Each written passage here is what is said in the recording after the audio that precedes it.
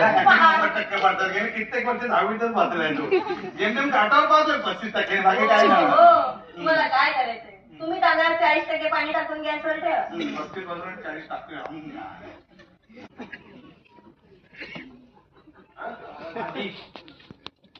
एक गोष्ट सांगितली तर ती खरी वाटणार नाही.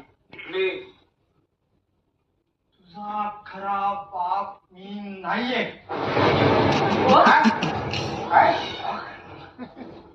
खुद्द खुद्द गुरुजी आहे तुझा खरा बाप.